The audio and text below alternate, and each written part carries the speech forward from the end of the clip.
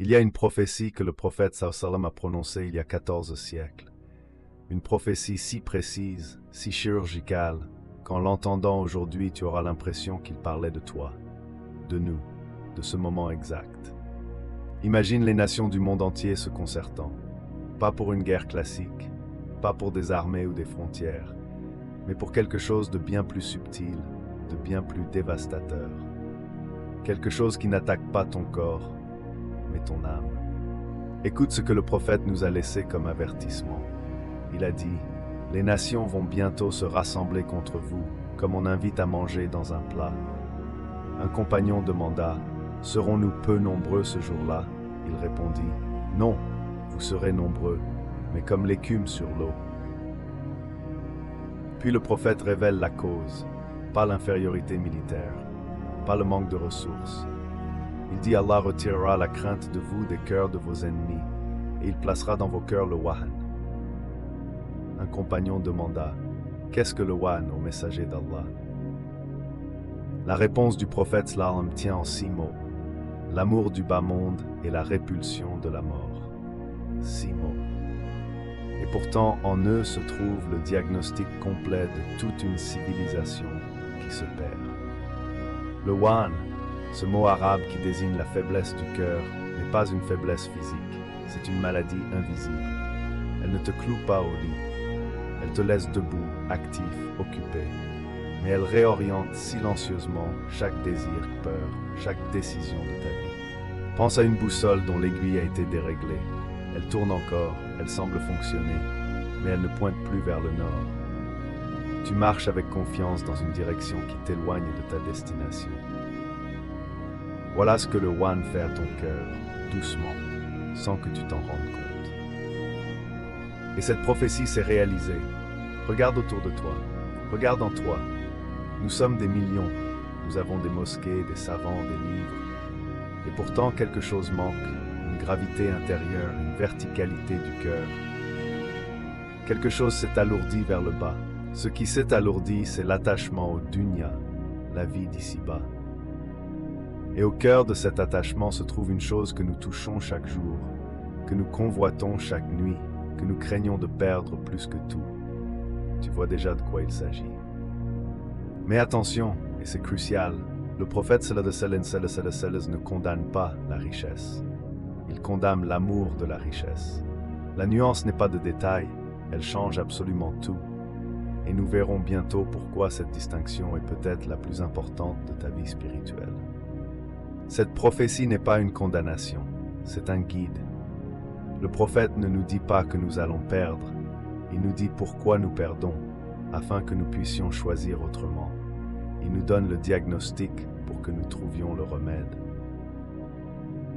Alors voici la question qui doit guider tout ce qui suit. Est-ce que l'argent est dans ta main ou dans ton cœur? La réponse à cette question détermine tout. Elle détermine qui tu sers vraiment. Et elle arrive plus précise que tu ne l'imagines. Chaque nation a sa blessure.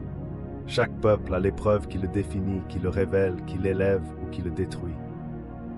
Et si tu croyais que notre blessure à nous, c'était la pauvreté, il faut qu'on parle. L'imam Ahmad rapporte un hadith qui devrait nous arrêter net. Le prophète me l'a dit clairement, la fitna, l'épreuve, le test, la tentation de cette umma, c'est l'argent. Pas la guerre, pas la famine, l'argent. Écoute ce que cela signifie concrètement. Allah ne nous teste pas avec ce qui nous manque. Il nous teste avec ce qu'il nous donne. Et c'est précisément là que réside le piège. Un test de manque, tu le vois venir. Un test d'abondance, tu ne le reconnais jamais. Imagine un homme qui traverse le désert. Quand il a soif, il sait qu'il souffre. Quand il trouve une oasis, il boit et il oublie le désert. L'abondance fait cela. Elle efface la mémoire de la dépendance. Tu oublies que tu avais besoin. Et c'est exactement pourquoi l'argent est plus dangereux que la pauvreté. La pauvreté te rapproche d'Allah presque malgré toi. Elle te force à tendre la main vers le ciel. La richesse, elle, te donne l'illusion que tu n'as plus besoin de tendre la main vers personne. Le prophète sallam ne nous a pas dit que nous allions être pauvres et perdre notre foi. Il nous a dit que nous allions être riches et que c'est là que nous nous perdrions. c'est une prophétie d'abondance. Et regarde autour de toi, elle s'est accomplie. Mais pourquoi nous? Pourquoi cette Ummah en particulier? Parce que nous avons reçu quelque chose que peu de civilisations ont reçu. Une guidance complète sur la façon de se comporter avec l'argent. Et celui qui reçoit plus est testé plus. Pense aux nations avant nous. Les peuples de l'Antiquité étaient testés par des épreuves brutes, invasions, famines, persécutions. Notre test à nous est plus subtil, plus silencieux. Il ne frappe pas à ta porte avec violence. Il s'installe doucement, confortablement dans ton salon. Et voilà l'open loop que nous devons garder ouvert. Si l'argent est notre fitna collective, quelles sont exactement les formes qu'elle prend? Comment entre-t-elle dans nos vies sans qu'on la reconnaisse? Les 3 plaies de l'argent arrivent et tu vas te reconnaître dans chacune. Mais avant d'y arriver, il faut poser une fondation essentielle. Parce que cette fitna ne touche pas tout le monde de la même façon. Il y a des musulmans qui possèdent des fortunes et restent libres, et des musulmans sans argent qui en sont déjà esclaves. Quel est le secret? Le secret n'est pas dans le compte en banque, il est dans le cœur. Et c'est précisément cette distinction entre l'argent dans la main et l'argent dans le cœur qui va tout changer dans ta compréhension de ce test. Nous y sommes presque. Imagine une maison avec 3 portes. Si l'une d'elles est brisée, peu importe l'état des autres, quelque chose s'échappe. Ta relation avec l'argent fonctionne exactement ainsi. 3 dimensions. Une seule suffit à tout compromettre. La première dimension, d'où vient ton argent? La deuxième, comment le dépenses-tu? Et la troisième, la plus silencieuse, la plus dangereuse, où loge-t-il en toi? Dans ta main ou dans ton cœur? Ce sont les 3 plaies. Examinons-les ensemble. Commençons par la première, la source. D'où vient l'argent que tu touches chaque jour? Cette question, on l'a presque oubliée. On parle de salaire, de projet, de business, mais rarement de halal ou haram. Et pourtant, le prophète Salem nous a avertis. Écoute ce que le prophète nous a transmis. Il viendra un temps où l'homme ne se souciera plus de savoir si ce qu'il prend est halal ou haram. Sahih al-Bukhari. Ce temps, c'est maintenant. Et tu le sais parce que tu le vis. Cela signifie que chaque fois que tu signes un contrat, acceptes une mission ou encaisses un paiement, la question devrait précéder le geste. Est-ce que cette richesse entre dans ma vie avec la permission d'Allah ou contre elle? Ce n'est pas un luxe spirituel, c'est la fondation. Mais supposons que la source soit pure. Tu travailles honnêtement, tu évites l'interdit. La deuxième plaie t'attend quand même, parce que l'argent gagné en halal peut encore être dépensé en destruction. C'est là que beaucoup d'entre nous trébutent sans le voir.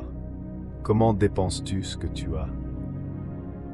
Est-ce que chaque dirham, chaque euro qui sort de ta main porte une intention? Ou est-ce que tu dépenses par réflexe, parce que les autres dépensent, parce que tu peux, parce que quelque chose brille et qu'on t'a appris que briller, c'est réussir? Allah dit dans son livre, « Et ne dépense pas de façon excessive, car Allah n'aime pas ceux qui dépensent avec excès. » L'israf, le gaspillage, l'excès, n'est pas une question de montant, c'est une question d'intention et de proportion, même peu peut-être de trop. Cela signifie que chaque fois que tu achètes pour impressionner, pour combler un vide, pour imiter, et non pour une nécessité ou une joie juste, tu franchis une ligne, pas spectaculairement, doucement, section par section, jusqu'à ce que ta dépense ne serve plus rien de réel. Et pourtant, même si ta source est halal, même si ta dépense est juste, il reste une troisième plaie, celle que personne ne voit, celle que toi-même tu ne vois pas toujours. Elle ne se lit pas sur ton relevé de compte, elle se lit dans ton cœur. Et c'est là que tout se joue vraiment. Parce que tu peux avoir tout juste, gagné halal, dépensé avec sagesse, et pourtant laisser l'argent s'installer dans ton cœur comme un souverain. Et quand l'argent règne dans le cœur, chaque décision que tu prends, chaque relation que tu tisses, chaque dua que tu fais, passe d'abord par lui. C'est cette troisième dimension qui scelle le destin spirituel. Et c'est précisément pour cela que nous allons y revenir en profondeur. Parce que les signes de cet asservissement du cœur sont plus nombreux et plus subtils que tu ne l'imagines. La réponse arrive et elle va te surprendre. Retiens ceci pour l'instant, les 3 plaies ne s'excluent pas. Elles s'accumulent. Et la plupart d'entre nous en portent au moins une sans le savoir. La prochaine étape, comprendre le détournement mécanique, va t'expliquer comment l'argent t'éloigne d'Allah sans même que tu bouges. Imagine une rivière qui coule doucement vers la mer. Personne ne l'arrête, personne ne la pousse. Pourtant quelque chose, imperceptiblement, la dévie. Un caillou puis un autre. Et un jour tu regardes et elle ne va plus vers la mer du tout. C'est exactement ce que fait la course aux richesses dans ta vie spirituelle. Pas une rupture brutale, pas une trahison consciente, juste un détournement mécanique, progressif, presque invisible, jusqu'à ce que tu te retournes et que tu ne saches plus où tu allais. Allah t'a parlé de ce mécanisme avec une précision chirurgicale. Écoute ce que dit son livre, ces quelques mots qui devraient tout arrêter et tout remettre en place. L'accumulation des richesses vous distrait, jusqu'à ce que vous visitiez les tombeaux. Coran 102, 2. Jusqu'à ce que vous visitiez les tombeaux. Cela signifie que pour beaucoup, le réveil n'arrive qu'à la mort. La distraction dure toute une vie. Et le mot utilisé, alakum, vous distrait, implique un mouvement. Quelque chose t'a été arraché de la main sans que tu t'en rendes compte. Et le prophète Swallalem est venu préciser ce mécanisme avec une image saisissante. Il a dit, si le fils d'Adam possédait une vallée d'or, il en voudrait une deuxième. Si on lui en donnait 2, il en désirerait une 3e. Cela signifie que chaque fois que tu atteins un palier, un salaire, un statut, un bien, le seuil se déplace. Tu ne peux jamais vraiment arriver. Et si ton cœur n'est pas ancré ailleurs, tu passes toute ta vie à courir vers un horizon qui recule. C'est cela, le détournement mécanique. Et ce qui rend ce mécanisme si redoutable, c'est qu'il ne commence pas par le haram. Il commence par quelque chose de tout à fait légitime, l'ambition de subvenir, de construire, de protéger sa famille. Puis insensiblement, le halal devient un prétexte pour aller plus loin, et plus loin encore. Les conséquences, elles ne s'annoncent pas. La salade devient mécanique, les lèvres bougent, le cœur est ailleurs, à calculer, à planifier. Le dhikr, le souvenir d'Allah, se raréfie, non par hostilité, mais par saturation. L'agenda est plein, Allah attend, et l'attente s'allonge. Mais ce détournement mécanique n'est que la surface. Parce qu'en dessous, dans les plis les plus profonds du cœur, se joue quelque chose de bien plus grave. Comme nous le verrons très bientôt, c'est là que l'argent cesse d'être un outil et commence à devenir un maître. Retiens une chose, le détournement n'exige pas ta permission. Il n'a pas besoin de ta mauvaise intention, il suffit de ton inattention. Et c'est précisément pour cela que les savants ont toujours insisté sur une vigilance active du cœur, une muhasaba quotidienne, un compte-rendu de toi à toi-même chaque soir. Et si tout ce que tu croyais savoir sur l'argent et l'islam était faux, pas partiellement faux, fondamentalement faux. Parce que quelque part, une idée s'est glissée dans nos cœurs, silencieuse, tenace, que la richesse est suspecte, que posséder, c'est déjà trahir. Mais écoute ce qu'Allah dit dans son livre, pas pour te rassurer, pour te libérer. C'est lui qui a mis à votre service ce qui est dans les cieux et sur la terre. Tout, mis à ton service, par lui. Ce n'est pas la description d'un piège, c'est celle d'un don. Cela signifie que chaque fois que tu gagnes honnêtement ta vie, tu reçois ce qu'Allah a mis en mouvement pour toi. Le travail halal n'est pas une concession à ce monde, c'est une participation à l'ordre qu'Allah lui-même a établi. Le prophète Seth n'a jamais diabolisé la richesse, jamais. Il a dit, et ces mots méritent qu'on s'y arrête, quelle bonne chose est la richesse honnête pour un homme vertueux. Sahih ibn Hibban. Entends ce que cela implique. La richesse peut être bonne, elle peut même être excellente. Et les compagnons en témoignent avec leur vie. Khadija, la première croyante, la femme du prophète sallallahu alayhi wa sallam, était une femme d'affaires prospère. C'est avec sa richesse qu'elle a soutenu les premières heures de l'islam. Sa fortune était au service de la révélation elle-même. Abu Bakr as-Siddiq, le plus aimé des hommes après les prophètes, était un marchand. Et c'est lui qui a libéré Bilal de l'esclavage, acheté sa liberté de sa propre poche. Sa richesse n'était pas un obstacle à sa foi, elle en était l'expression la plus concrète. Abdurrahman ibn Awf, l'un des 10 à qui le paradis fut annoncé de leur vivant, était l'un des hommes les plus riches de Médine. Ces noms ne sont pas des exceptions gênantes dans notre tradition. Ils en sont les piliers. La richesse ne les a pas éloignés d'Allah. Elle les a rapprochés de lui. Alors où est le piège? Il est précis. Il est chirurgical. Et le prophète l'a nommé sans détour. Ce n'est pas la pauvreté que je crains pour vous. C'est que le monde vous soit ouvert comme il fut ouvert à ceux d'avant vous, et que vous rivalisez pour lui comme ils rivalisèrent. C'est Al-Bukhari 30-58. Le piège n'est pas l'argent, c'est la rivalité. La rivalité, cela résonne, non? Pas posséder, rivaliser. La différence est totale. L'un reçoit, l'autre convoite. L'un est reconnaissant, l'autre est insatiable. Et cette insatiabilité, nous y reviendrons, est précisément ce qui transforme un don en poison, une bénédiction en malédiction. Mais ce n'est pas encore le plus important. Parce que si la rivalité est le symptôme, il y a une cause bien plus profonde. Quelque chose qui s'installe dans le cœur sans invitation. Quelque chose que les savants ont appelé Hub ad-Dunya, l'amour de ce monde. Et nous allons bientôt en mesurer toute la gravité. Retiens ceci avant d'aller plus loin. L'argent est neutre, comme le feu est neutre.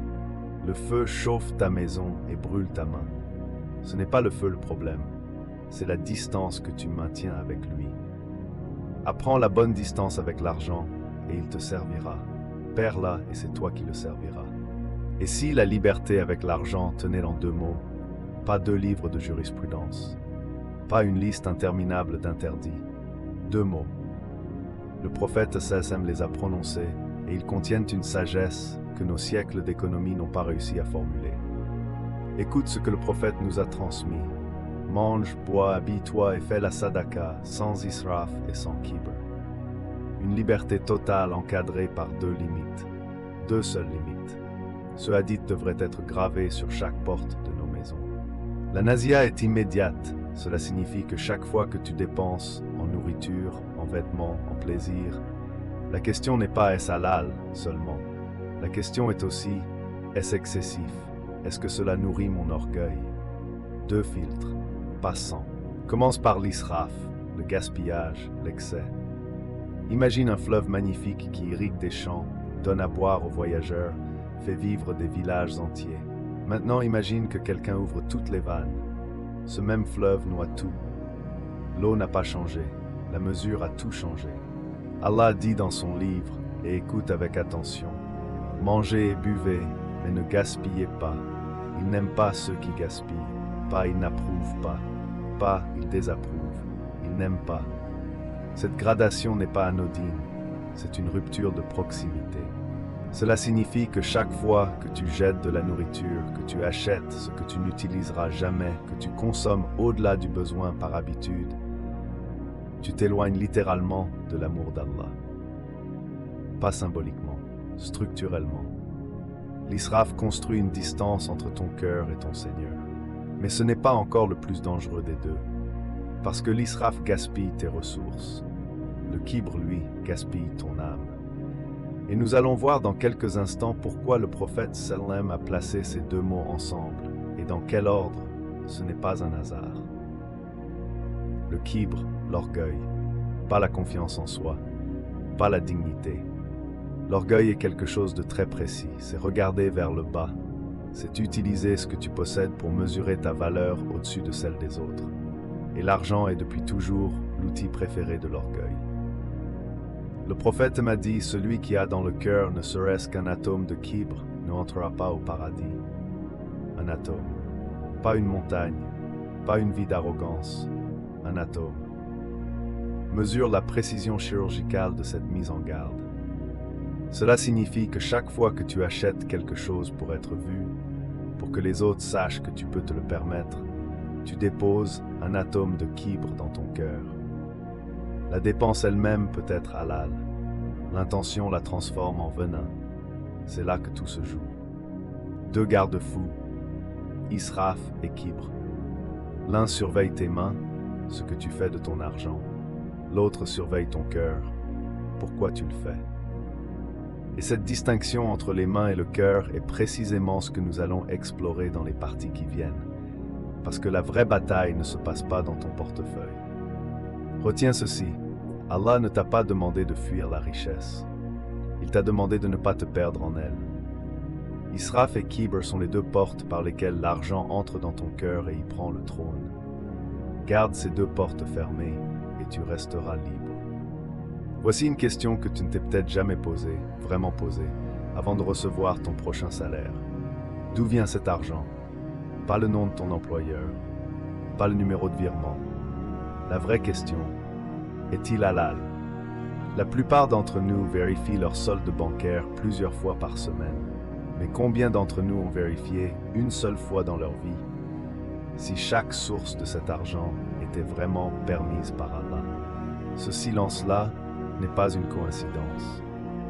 Le prophète nous a laissé une prophétie glaçante. Écoute bien ces mots. Il viendra sur les gens un temps où l'homme ne se souciera plus de savoir si ce qu'il prend est halal ou haram. Ce temps, nous y sommes. Cela signifie que chaque fois que tu encaisses sans interroger, que tu signes sans vérifier, que tu reçois sans t'arrêter, tu accomplis précisément ce que le prophète avait annoncé. Non par malice, par anesthésie. Et l'anesthésie est souvent plus dangereuse que la douleur.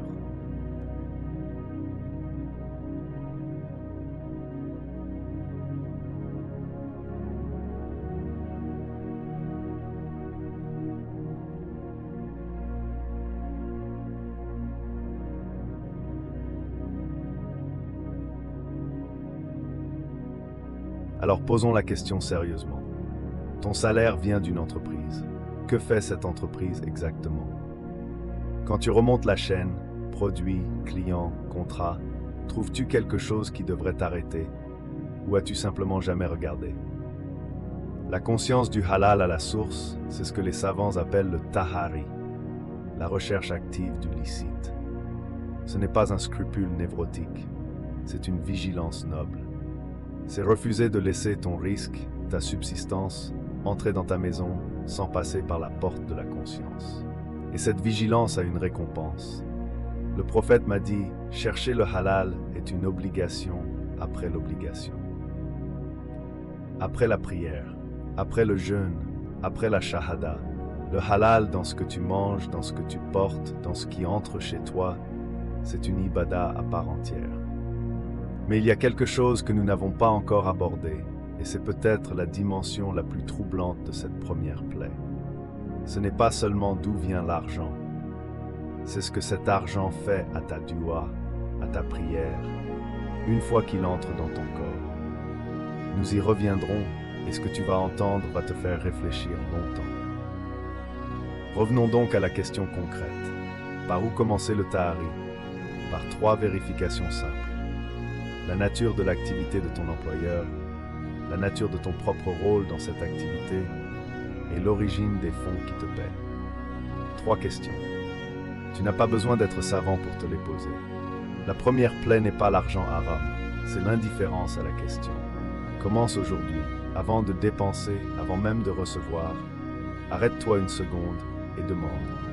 Un seul instant de conscience vaut plus que des années d'ignorance confortable. Allah voit cette pause et il l'aime. Tu as posé la première question, d'où vient cet argent? Bien. Mais il y a une deuxième question que peu d'entre nous osent vraiment affronter. Parce que celle-là, elle ne concerne pas ton employeur, ni le marché, ni les circonstances. Elle te concerne toi et toi seul. Le prophète sallallahu alayhi wa sallam nous a transmis cette réalité. Au jour du jugement, nul ne bougera avant d'avoir répondu à 4 questions. L'une d'elles est précise, chirurgicale. Sur ton argent, comment l'as-tu dépensé? Pas combien tu avais, comment tu as choisi. Écoute ce que le prophète sallallahu alayhi wa sallam a dit. Les 2 pieds du serviteur ne bougeront pas le jour de la résurrection avant qu'il ne soit interrogé sur sa vie, comment il l'a usée et sur sa science, comment il l'a mise en pratique, et sur son argent, d'où il l'a acquis et comment il l'a dépensé. Sunan al-Tirmidhi. Cela signifie que chaque dirham que tu dépenses aujourd'hui laisse une trace, pas dans un relevé bancaire, dans un registre que tu ne peux pas effacer. La question n'est pas de te culpabiliser, elle est de t'éveiller avant que ce registre se ferme. Concrètement, la dépense a 3 visages devant Allah. L'utile, ce qui nourrit, soigne, éduque, abrite, toi et ceux dont tu as la charge. Le futile, ce qui consume sans nourrir l'âme ni le corps. Et le haram, ce qui détruit, ce qui transgresse, ce qui offense. Le futile, et c'est là que nous devons être honnêtes ensemble, n'est pas toujours le grand luxe ostentatoire. Il se cache dans les petites habitudes. L'abonnement qui ne sert à rien, la commande impulsive à minuit, le renouvellement automatique d'une vie que tu n'as pas vraiment choisie. Et puis il y a la dépense dans le haram, non pas toujours évidente, une transaction directement illicite, mais parfois voilée, financer ce qui nuit, consommer ce qui transgresse subtilement, dépenser là où Allah a interdit même si personne autour de toi ne sourcille. Allah voit ce que les hommes normalisent. Retiens ceci et nous reviendrons bientôt sur ce que cela révèle de l'état de ton cœur. La manière dont tu dépenses est un miroir. Elle dit qui tu sers vraiment. Elle dit ce que tu aimes réellement, bien plus sincèrement que ce que tu confesses à voix haute. Il n'y aura pas d'intercesseur pour cette question-là. Pas de comptable à blâmer, pas de conjoncture à invoquer, pas de tendance sociale à pointer. Juste toi, ton argent et tes choix. Cette solitude devant Allah doit être le premier garde-fou de chacune de tes dépenses. Commence par un exercice simple. Ce soir, rappelle-toi les 3 dernières dépenses que tu as faites, juste 3, et pose-leur la question du jour du jugement, utile, futile ou haram. Pas pour te condamner, pour te réveiller. La conscience est le premier pas. Allah aime celui qui se pose la question. Tu as peut-être évité l'argent haram, tu dépenses peut-être avec mesure, et pourtant, il existe une plaie plus profonde, plus silencieuse, que ni la source ni l'usage ne révèlent. Elle se loge là où personne ne regarde, dans ton cœur. Imagine une chaîne invisible. Elle ne blesse pas le poignet, elle ne pèse pas sur l'épaule, mais chaque fois que l'argent bouge, vers toi ou loin de toi, ton cœur suit. Il tremble, il s'élève, il s'effondre, et tu ne contrôles plus rien. Le prophète avait un mot précis pour cela, un mot lourd, un mot que les Arabes comprenaient dans toute sa gravité. Il n'a pas dit celui qui aime l'argent, il a dit Abd ad-Dirham, l'esclave du dirham. Abd, esclave, soumis, entièrement dépendant. Ce même mot que tu prononces quand tu dis Abdallah, serviteur d'Allah. Le prophète t'a dit, certains parmi nous ont transféré cette servitude. Ils ne servent plus Allah, ils servent une pièce. Écoute ce que le prophète sallallahu alayhi wa sallam a dit avec une précision qui devrait te glacer. Périsse l'esclave du dinar, périsse l'esclave de la parure brodée. 3 fois la malédiction. 3 fois le mot esclave.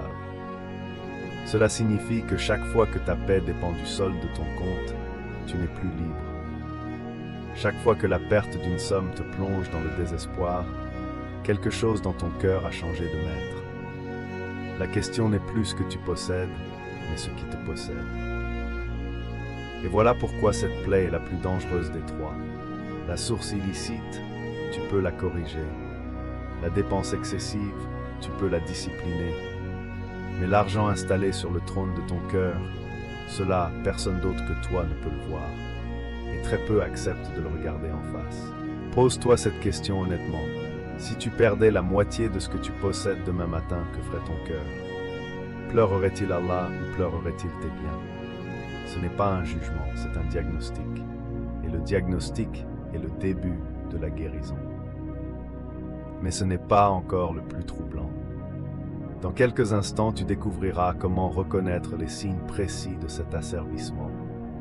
Des signes que tu reconnais peut-être déjà en toi, sans avoir encore mis de mots dessus. L'esclave du dirham n'est pas nécessairement avare. Il peut donner, mais pour être vu.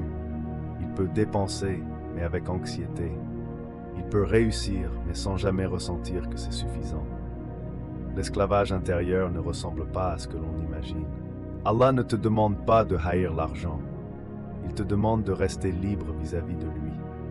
La différence entre le serviteur d'Allah qui gère de la richesse et l'esclave de la richesse, c'est uniquement l'adresse de son cœur. L'un tourne vers Allah, l'autre tourne vers le compte en banque. Alors voici l'unique vrai test de cette partie. Non pas combien gagnes-tu, non pas comment dépenses-tu, mais où habite ton cœur quand il pense à l'argent? Dans la crainte ou dans la confiance? Dans l'attachement ou dans le tawakkul, la remise totale à Allah? C'est là que tout se décide. Comment sais-tu que tu n'es plus le maître de ton argent, mais son serviteur? Il existe des signes, pas des signes évidents, pas des signes que l'on remarque facilement, des signes que l'on porte en soi depuis si longtemps qu'ils ressemblent à de la normalité. Le premier signe, le plus brutal, tu te lèves le matin et ta première pensée n'est pas Allah, c'est ton compte en banque, ton agenda, tes revenus de la veille. La journée commence et ton cœur est déjà hypothéqué avant même que tu aies ouvert les yeux. Le prophète sallallahu alayhi wa sallam nous a avertis avec des mots d'une précision chirurgicale. Il a dit « Malheur à l'esclave du dirham, malheur à l'esclave du dinar, malheur à l'esclave du velours ». Ce n'est pas une métaphore poétique, c'est un diagnostic. Imagine une roue qui tourne sans fin. Tu travailles pour gagner, tu gagnes pour dépenser, tu dépenses pour désirer, tu désires pour travailler encore. Et quelque part dans ce cycle, tu as oublié de te demander pour qui tourne cette roue, au service de quoi ou de qui est ta vie. Deuxième signe, le jamais assez. Tu as atteint l'objectif que tu t'étais fixé.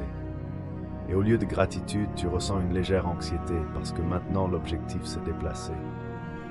1000 est devenu 10 000, 10 000 est devenu 100 000. Le seuil recule toujours, c'est la marque de l'asservissement. Allah dit dans son livre, écoute bien ces mots, la course aux richesses vous distrait jusqu'à ce que vous visitiez les tombeaux. Coran 102.2. Cette sourate ne dure que 8 versets. Allah n'a besoin que de 8 lignes pour décrire toute une vie perdue dans l'accumulation. Cela signifie que chaque fois que tu recomptes ce que tu possèdes pour te rassurer, chaque fois que l'accumulation devient une fin en elle-même, tu n'es plus dans la liberté. Tu es dans cette course. Et cette sourate te rappelle où elle s'arrête, au bord d'une tombe. Troisième signe, et celui-là, il fait mal. Ton rapport aux gens change selon leur niveau de richesse. Tu es plus attentif, plus chaleureux, plus disponible avec celui qui a du succès financier. Et sans t'en rendre compte, tu as construit une hiérarchie intérieure calquée non sur la piété, mais sur le portefeuille. Mais ce n'est pas encore le signe le plus révélateur. Dans quelques instants, tu comprendras pourquoi l'idole la plus dangereuse de notre époque n'est pas faite de pierre. Elle est invisible, et c'est précisément ce qui la rend si difficile à briser. Quatrième signe, l'anxiété chronique. Non pas la peur de manquer, mais la peur de perdre ce que tu as déjà. Elle s'installe comme un fond sonore permanent. Elle colore tes décisions, tes relations, ta ibada, ton adoration elle-même. Tu pries, mais une partie de toi calcule encore. Reconnaître ces signes n'est pas une condamnation, c'est un point de départ. Le serviteur qui voit ces chaînes a déjà commencé à s'en libérer. Et cette libération, comment elle s'opère concrètement dans le cœur, c'est ce que nous allons traverser ensemble maintenant. Les Quraysh avaient leurs idoles dans la Kaaba. On pouvait les voir, les pointer du doigt, les nommer Hubal, Al-Lat, Al-Uzza. L'ennemi était visible. Et quand Ibrahim a brisé les statues, tout le monde a compris ce qui venait de se passer. Mais que se passe-t-il quand l'idole n'a plus de forme? Quand tu ne peux pas la briser parce qu'elle n'est nulle part, et pourtant partout? Quand elle n'est pas dans un temple, mais dans les écrans, les vitrines, les cours de bourse, le fil de tes notifications? L'idole moderne a un nom que tout le monde prononce sans y voir de mal, l'argent. Non pas l'argent comme outil, mais l'argent comme valeur suprême, comme mesure de tout, comme réponse à tout. Ce n'est plus un moyen, c'est devenu une fin. Le prophète al-Sallam nous a avertis avec une précision qui coupe le souffle. Que le serviteur du dinar soit maudit, que le serviteur du dirham soit maudit. Il n'a pas dit celui qui possède, il a dit celui qui sert. La nuance est tout. Ce hadith rapporté dans Sahih al-Bukhari n'est pas une métaphore, c'est un diagnostic. Devenir abd, serviteur, esclave d'une pièce de monnaie, non pas par la contrainte, mais par le choix du cœur. C'est l'idolâtrie sans statut, sans temple, sans rituel apparent. Et voilà pourquoi elle est plus dangereuse. L'idole de pierre choquait la conscience. Personne ne s'agenouillait devant Hubal en pensant que c'était normal, vertueux, rationnel. Mais aujourd'hui, s'agenouiller devant l'argent, le système entier t'applaudit. La société te dit réussis, maximise, accumule. Elle habille cette soumission en liberté. Elle l'appelle ambition, indépendance, sécurité. Et nous, toi et moi, nous absorbons ce message depuis l'enfance, comme l'air que l'on respire, invisible, incontestable. Mais ce n'est pas encore le plus troublant. Dans quelques instants, tu verras comment cette idole invisible a réussi à s'installer jusque dans notre façon de pratiquer l'islam, et comment nous pouvons commencer à la déraciner du cœur. La différence entre Ibrahim et nous n'est pas de courage, c'est de clarté. Il voyait l'idole. Nous devons d'abord apprendre à la voir en nous. Et cette lucidité, ce regard honnête sur soi, c'est déjà un acte d'adoration. C'est déjà une forme de rupture. Alors commence ici avec cette question simple et redoutable. Dans ta vie, qui décide vraiment? Qui oriente tes choix, tes sacrifices, tes réveils à l'aube? Est-ce Allah ou est-ce ce chiffre sur ton compte? La réponse honnête est le début de ta libération. Tu connais maintenant la prison. Tu en as vu les barreaux, tu en as senti le poids. Mais voici ce que l'on oublie presque toujours. Une prison que tu vois est déjà à moitié ouverte. La lucidité est la première clé. Le remède commence là où la maladie a commencé, dans le cœur. Pas dans ton compte bancaire, pas dans ton emploi. Le cœur est le roi, et quand le roi change de loyauté, tout le royaume se réorganise. Il y a une image dans le Coran qui dit tout. Allah y décrit les croyants sincères comme ceux dont les cœurs sont mutmaïna, apaisés, stables, ancrés. La mutmaïna, c'est le contraire de l'esclavage. C'est un cœur qui ne tremble plus devant les chiffres. Écoute ce qu'Allah dit dans son livre. Il dit certes, c'est par le dhikr d'Allah que les cœurs trouvent la quiétude. Coran 13, 28. Cette phrase n'est pas une consolation pour les pauvres. C'est un diagnostic universel pour tout cœur humain, riche ou démuni. Cela signifie que chaque fois que ton cœur s'emballe devant une perte financière ou s'enivre devant un gain, le remède n'est pas un meilleur investissement. Le remède est le dhikr, le retour conscient, répété, ancré vers Allah. C'est reprendre la main sur ton roi intérieur. La deuxième étape est celle-ci, réhabilite la hiérarchie. Pose-toi la question honnêtement. Dans ta vie quotidienne, qu'est-ce qui vient en premier? La prière ou la réunion? La zakat ou l'épargne? Ce n'est pas un jugement, c'est un miroir. Regarde-y sans détourner les yeux. Mais ce travail sur la hiérarchie ne s'arrête pas à la prière. Il touche aussi ta façon de travailler. Et c'est ici que quelque chose d'extraordinaire peut se produire. Dans quelques instants, tu verras comment le travail lui-même peut devenir un acte d'adoration. Pas malgré l'islam, mais à travers lui. Le prophète sallallahu a dit « Nul ne mange une meilleure nourriture que celle gagnée par le travail de ses propres mains. » Et le prophète d'Allah Daoud mangeait de ce que ses mains produisaient. Le travail n'est pas une malédiction de l'exil, c'est une sunna prophétique. Cela signifie que chaque fois que tu travailles avec honnêteté, que tu refuses le haram dans ton contrat, que tu donnes à ton employeur ce que tu lui dois, tu n'es plus un esclave du dinar. Tu es un serviteur d'Allah qui utilise l'argent comme outil d'obéissance. La niya change tout. La troisième étape est le tawakkul, la confiance réelle en Allah, pas la paresse déguisée en spiritualité. Le vrai tawakkul, c'est l'homme qui attache son chameau, qui fait tout ce qui est en son pouvoir, puis qui lâche le résultat. Il travaille avec ses mains et pose le fruit dans la main d'Allah. Cette rééducation du cœur n'est pas un événement. C'est une pratique quotidienne, lente, qui ressemble parfois à 2 pas en avant et 1 en arrière. Mais chaque fois que tu choisis Allah sur le dinar dans un moment de vérité, la prison perd un barreau et la lumière entre un peu plus.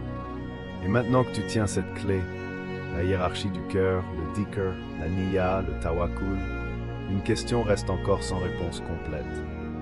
Comment concrètement dépenser, gagner, vivre avec l'argent sans retomber? Les garde-fous pratiques arrivent et ils vont te surprendre par leur simplicité. Tu pensais que l'idolâtrie c'était une statue de pierre dans un temple lointain. Mais regarde autour de toi et regarde surtout en toi. Les idoles d'aujourd'hui n'ont pas de visage sculpté. Elles ont un écran, un logo, un reflet dans un miroir. Nous avons parlé de l'asservissement à l'argent. Mais l'argent n'est qu'une porte d'entrée vers quelque chose de plus vaste, de plus insidieux. Il existe toute une famille d'idolâtrie moderne, et tu en portes peut-être plusieurs sans le savoir. En arabe, le mot abd signifie serviteur, esclave. Nous sommes faits pour être abd d'Allah, serviteurs d'Allah. Mais le cœur humain ne reste jamais vide. Si Allah n'y règne pas, quelque chose d'autre s'y installe, et ce quelque chose devient ton vrai maître. Pense à quelqu'un dont toute l'identité tourne autour du sport. Chaque pensée, chaque euro, chaque heure libre y est consacrée.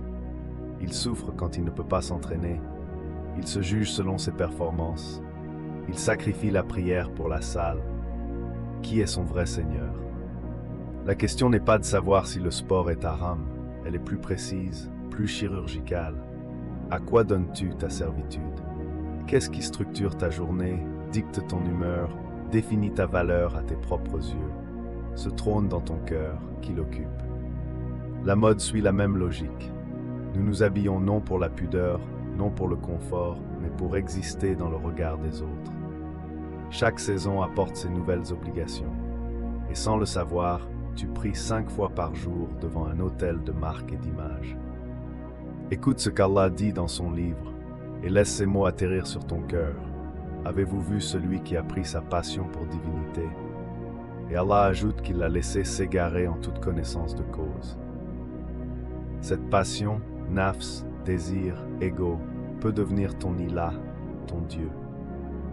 Cela signifie que chaque fois que tu sacrifies ce qu'Allah aime pour satisfaire ce que ton ego veut, tu as fait un choix de servitude. Pas une fois, mais un vrai choix qui grave une direction dans ton cœur. Et les directions, avec le temps, deviennent des destinations. Le fitna de notre époque est précisément là. Ces asservissements sont invisibles parce qu'ils portent de bons noms. La santé, le succès, l'ambition, la famille. Ce sont des biens réels, jusqu'au moment où ils montent sur le trône. Et là, ils deviennent des chaînes dorées. Comment décoder ta propre idolâtrie? Pose-toi cette question simple, brutale. Qu'est-ce qui, si tu le perdais demain, t'effondrerait? Pas te peinerait, t'effondrerait. La réponse pointe vers l'endroit précis où ton cœur s'est attaché à autre qu'Allah. C'est là que commence le travail. Mais identifier les idoles ne suffit pas. Il faut savoir les remplacer, non pas par du vide, mais par quelque chose de plus grand. Et c'est exactement là qu'intervient la plus puissante réhabilitation que l'islam t'offre. La niya, l'intention qui transforme le banal en adoration. Nous y sommes presque. Et si le travail n'était pas une punition héritée d'Adam, mais la forme la plus concrète d'adoration qu'Allah t'ait confiée? Et si chaque heure que tu passes à gagner honnêtement ta vie était devant Allah aussi précieuse qu'une prière? Le prophète sallam a dit « Personne n'a jamais mangé une meilleure nourriture que celle gagnée par le travail de ses propres mains. » Et le prophète de Dieu Daoud mangeait de ce que ses mains produisaient. Daoud, roi, prophète, vicaire d'Allah sur terre, travaillait de ses mains. Cela signifie que la sueur sur ton front n'est pas une honte, elle est une signature, une preuve de dignité devant Allah. Chaque fois que tu penses que le travail t'abaisse, souviens-toi que le roi prophète portait lui-même le marteau. Mais il y a une épidémie silencieuse dans notre Ummah aujourd'hui. Des jeunes qui attendent leur opportunité, leur percée, leur business viral pendant des mois, des années, sans jamais accepter de commencer petit, de commencer humble, de commencer maintenant. La paresse s'est habillée en stratégie. L'attente s'est déguisée en tawakkul, ce mot magnifique qui signifie confiance absolue en Allah. Mais attention, le tawakkul, ce n'est pas attacher son chameau de main. C'est l'attacher d'abord, puis faire confiance à Allah. Le prophète sallallahu alayhi wa sallam l'a dit clairement, attache ton chameau, puis mets ta confiance en Allah. Le tawakkul vrai commence après l'effort, jamais à sa place. Cela signifie que ta dua, ta supplication est la continuation de ton travail, non son substitut. Et les réseaux sociaux dans tout ça, ils nous ont vendu une illusion que la richesse arrive sans friction, sans effort invisible, sans les 1000 heures que personne ne filme. Tu vois le sommet, tu ne vois jamais l'escalier, et tu te demandes pourquoi tu n'avances pas. Mais ce n'est pas encore le plus libérateur. Dans quelques instants, tu comprendras comment une seule intention prononcée dans ton cœur, avant de commencer ta journée, peut transformer entièrement la nature de ce que tu fais. Retiens cela pour la fin. Réhabiliter le travail, c'est d'abord lui rendre son rang dans notre cœur. Ce n'est pas survivre jusqu'au week-end. Ce n'est pas endurer pour payer les factures. C'est accomplir une amana, une responsabilité confiée envers Allah, envers ta famille, envers la société. L'amana, la confiance sacrée. Allah t'a confié un corps, une intelligence, un temps, des capacités. Le travail honnête, c'est la façon de lui rendre compte. Tu m'as donné ces mains, je les ai utilisées. C'est un dialogue silencieux entre le serviteur et son Seigneur. Alors regarde ton travail autrement dès demain matin. Pas la tâche à faire, mais la confiance à honorer. Pas le salaire à toucher, mais la dignité à incarner. Pas le temps à passer, mais le témoignage à laisser devant Allah de comment tu as utilisé ce qu'il t'a donné. La noblesse du travail halal n'est pas dans le montant qu'il rapporte. Elle est dans ce qu'il révèle de toi. Un homme, une femme, qui refuse de vivre au crochet de ses illusions et qui choisit chaque jour d'honorer la confiance que son Créateur lui a remise. Nous voilà au cœur de tout. Après avoir traversé les plaies, les signes, les pièges, après avoir regardé en face ce que l'argent peut faire à un cœur, il reste une seule question. Une seule. Et elle tient en un mot arabe, niya. La niya, l'intention. Ce mouvement invisible que fait ton cœur avant chaque acte. Personne ne le voit, personne ne peut le mesurer. Et pourtant, c'est elle qui décide de tout. C'est elle qui transforme un geste ordinaire en acte d'adoration ou un acte pieux en cendre. Le prophète sallallahu alayhi wa sallam a posé les fondations de notre religion sur cette vérité. Écoute ces mots que tu connais peut-être, mais laisse-les te traverser autrement aujourd'hui. Les actes ne valent que par les intentions, et chaque homme n'aura que ce qu'il a intentionné. Cela signifie que ton travail de demain matin, la même tâche, le même bureau, le même effort, peut être une ibada ou un simple échange marchand. La différence ne se joue pas dans tes mains, elle se joue dans ce que tu poses dans ton cœur avant de commencer. Rappelle-toi ce dont nous avions parlé, l'argent qui détourne mécaniquement du dhikr, de la salat, de l'ahira.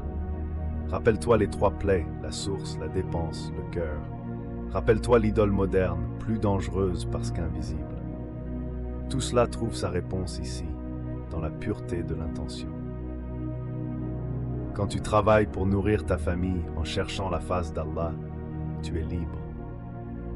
Quand tu dépenses pour honorer tes parents, pour soulager un frère dans le besoin, pour construire plutôt que paraître, tu es libre. Quand tu refuses le haram, non par peur du regard des hommes, mais par amour de ton Seigneur, là tu es vraiment libre. La liberté que le monde te vend, c'est d'accumuler sans limite. Mais nous avons vu où cela mène. À la prison la plus hermétique qui soit, celle où le geôlier, c'est toi-même, et les barreaux sont faits de chiffres. La vraie liberté, elle, commence le jour où l'argent redevient un outil dans ta main, et non un maître dans ton cœur. Alors voici l'action concrète. Pas demain. Ce soir, avant de dormir, pose-toi 3 questions simples. D'où vient l'argent que j'ai gagné cette semaine? Est-ce que je peux le poser devant Allah sans honte? Comment l'ai-je dépensé? Est-ce que chaque dirham a honoré la confiance qu'il m'a remise? Et dans mon cœur, qui règne vraiment? Ces 3 questions, la source, la dépense le cœur, ce sont les 3 plaies que nous avons traversées ensemble.